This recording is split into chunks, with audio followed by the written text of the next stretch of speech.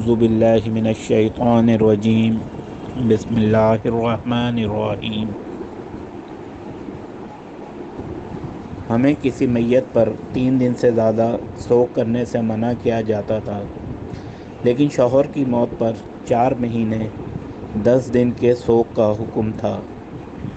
ان دنوں میں ہم نہ سرما لگاتی، نہ خوشبو اور عصب یعنی یمن کی بنی ہوئی ایک چادر جو رنگین بھی ہوتی تھی کے علاوہ کوئی رنگین کپڑا ہم استعمال نہیں کرتی تھیں، اور ہمیں عدت کے دنوں میں حیض کے غسل کے بعد قصد اذکار استعمال کرنے کی اجازت تھی، اور ہمیں جنازے کے پیچھے چلنے سے منع کیا جاتا تھا۔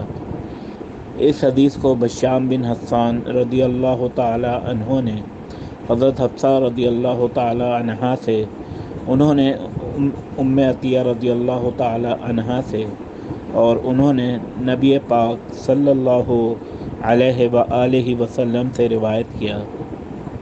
صحیح بخاری حدیث نمبر 313،